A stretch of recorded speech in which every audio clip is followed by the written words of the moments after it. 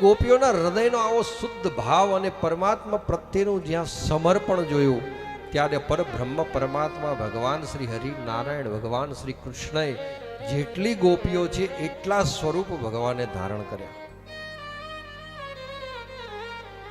અને જેટલા સ્વરૂપ ધારણ કર્યા છે એટલા એ ગોપીઓ સાથે એક એક સ્વરૂપ લઈ અને કોઈ લતાઓ છે એ લતાઓની વચ્ચે નદી કિનારે આમ અલગ અલગ ભગવાન બેઠા છે.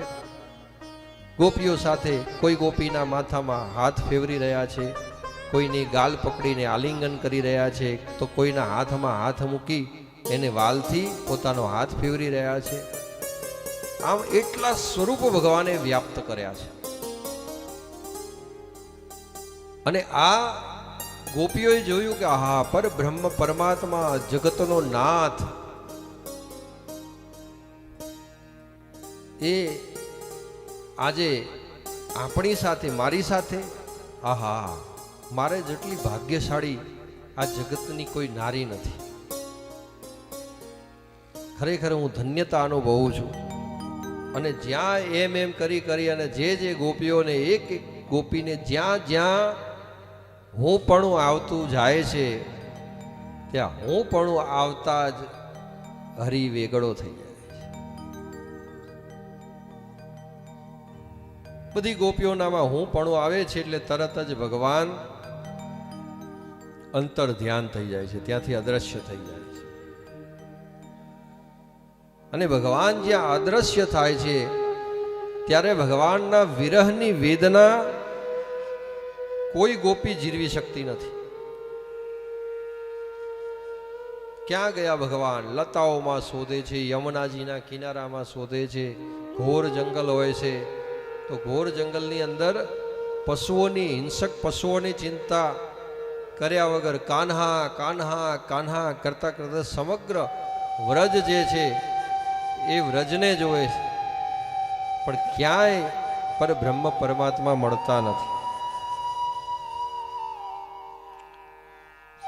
અને ચારે બાજુ શોધવા છતાં કોઈ પણ જગ્યાએ પરમાત્માને જ્યારે ગોપીઓએ જોયા નહીં ત્યારે બધી ગોપીઓ એક સાથે એકત્ર થઈ અને ભગવાનને બોલાવે છે, ને બધી સાથે મળી અને ભગવાનને બોલાવવા માટે ગીત ગાય છે, જેને ગોપી ગીત કહેવાય છે. કે જયતિ તેધિકમ જન્મના વ્રજ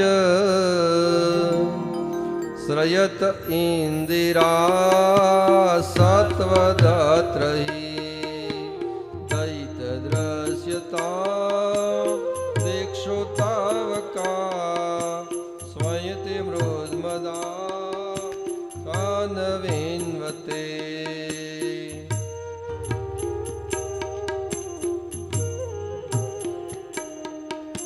સરદદાયતે સાધુજસ્વતમ સરજો શ્રીભુવમ શ્રીમોષાંદ્રશામ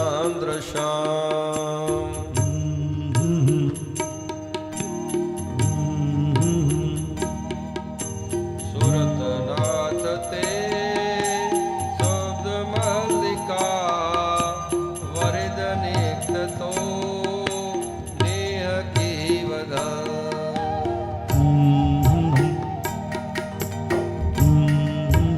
આવી રીતે ભગવાનને બોલાવવા ગોપીઓ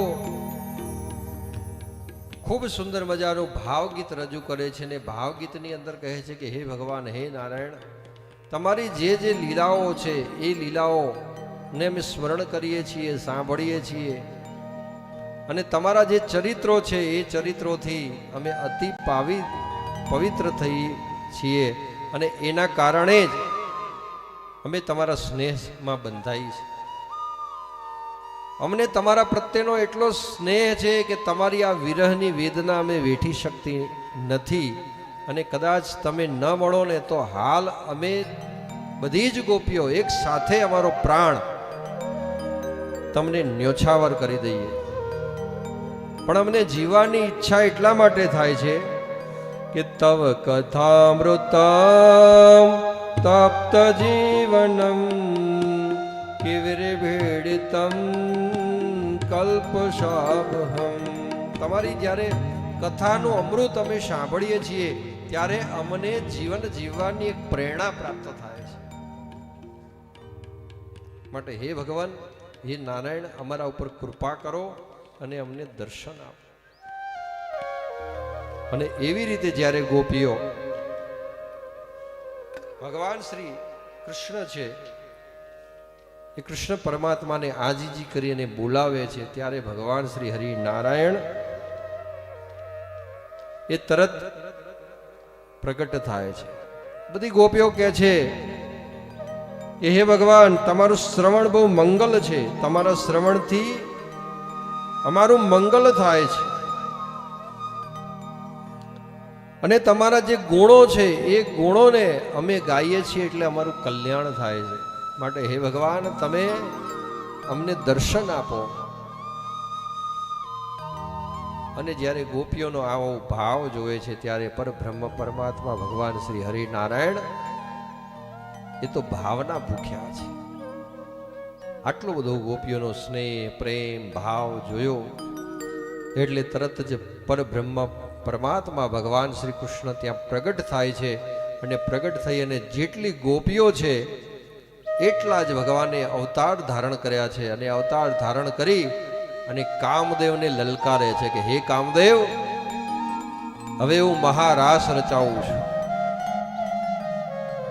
અને આ મહારાસની અંદર હું ગોપીઓ સાથે વિરહ કરી રહ્યો છું, વિહાર કરું છું ને લીલાઓ કરીશ. તમારામાં જેટલી શક્તિ હોય એટલા કામના બાણ ચલાવી જુઓ. અને આજે તમારી પૂર્ણ પરીક્ષા છે કે જેમ મહાદેવજીને તમે જીતી ના શક્યા એવી રીતે તમે મને પણ જીતી નહીં શકો.